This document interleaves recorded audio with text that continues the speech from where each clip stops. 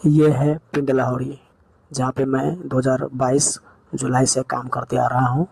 अब ये नया बना है, अपडेट हुआ है पिंड लाहौरी। यारो द पिंड होटल है, रेस्टोरेंट का बाप है, ठीक है, बहुत अच्छा चलता है। मैं अभी ड्यूटी पे आया हूँ और शाम का जो है 5 या 5:30 6 ऐसा कुछ बज रहा है। ये देखो सोनू है, मेरा मामा का लड़का है, बहुत ही फ़नी आदमी है, बहुत ही मज़ाकी है, मज़ाक करता रहता है।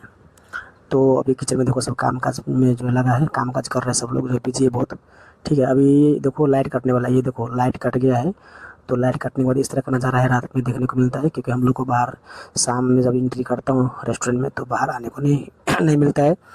तो बस कभी-कभी बाहर आ जाता हूँ। देखो अभी लाइट कटा है तो थोड़ा बाहर आया हूँ। तो इतना अंधेरा है और कहीं-कहीं ही लाइट देखने को मिल रहा है। तो दोस्तों बहुत ही दुर्भाग्यवश है कि पढ़ लिख के भी होटल में जॉब करना पड़ रहा है। मजबूरी है, गरीबी है, लाचारी है। तो खैर कोई बात नहीं, अफ़सोस नहीं है, कमा रहा हूँ, खा रहा हूँ, बस घर चल रहा है। जय हिंद, जय भारत।